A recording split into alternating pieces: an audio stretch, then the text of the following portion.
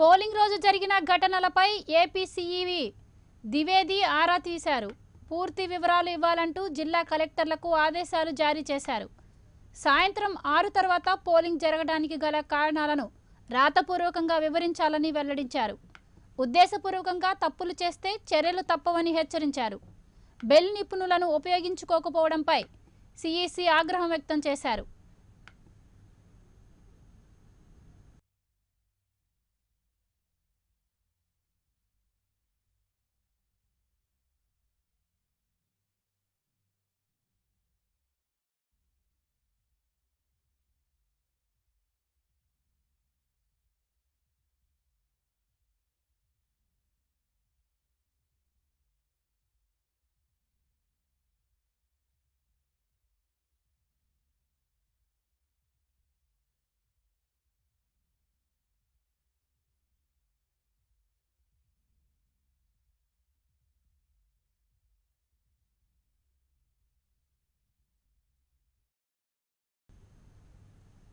ఇదే అంశంపై మరింత సమాచారం మా ఏపీ చీఫ్ బ్యూరో సుబ్బారావు అందిస్తారు.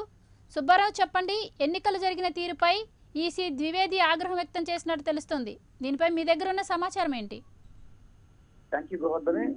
ఆంధ్రప్రదేశ్ లో రాష్ట్ర వ్యాప్తంగా ఉన్నటువంటి 13 జిల్లాల్లో 175 కాన్స్టిట్యూన్సీలో ఎన్నికల ప్రక్రియ ఏదైతే జరిగిందో పోలింగ్ ప్రక్రియ చాలా చోట్ల ఈవీఎంలు సరిగ్గా పనిచేయకపోవడం మొరాయించడం ఈ నేపథ్యంలో పోలింగ్ ప్రక్రియ మొత్తం కూడా చాలా ఆలస్యంగా నడిచింది. అయితే కొన్ని చోట్ల సాయంకాలం 6 గంటల తర్వాత కూడా పోలింగ్ ప్రక్రియ నడిచింది. దాదాపుగా రాష్ట్ర వ్యాప్తంగా కూడా ఎలక్షన్ కమిషన్ చెప్పినటువంటి అంకెల ప్రకారం చూస్తే కనుక కేవలం 0.03% మాత్రమే ఈవీఎంలు పనిచేయలేదు, మిగిలిన చోట్ల మొత్తం పనిచేసి చెప్తుంది. వాస్తవంలో దాదాపు కొన్ని వందలు వేల చోట్ల కూడా పనిచేయకపోవడంతో ఓటర్లంతా కూడా తమ ఓటు తీర్చుకుని బాధితులు వచ్చారు. సాయంకాలం 6 గంటలు దాటిన తర్వాత కూడా దాదాపుగా 400 పోలింగ్ బూతుల్లో రాష్ట్ర వ్యాప్తంగా పోలింగ్ ప్రక్రియ అనేది నడిచింది. కొన్ని చోట్ల అయితే ఇటు గుంటూరు, అదేవిధంగా ఇటు కర్నూలు, ప్రకాశం జిల్లాలో అయితే కనుక తెల్లవారుజామున 2 గంటల వరకు కూడా పోలింగ్ ప్రక్రియ నడిచింది. అంటే 6 గంటల తర్వాత పోలింగ్ కేంద్రాల వద్ద 300 నుంచి 400 మంది ఓటర్లు ఉన్నటువంటి నేపథ్యంలో వారందరికీ కూడా స్లిప్ ఇచ్చేటువంటి పరిస్థితి.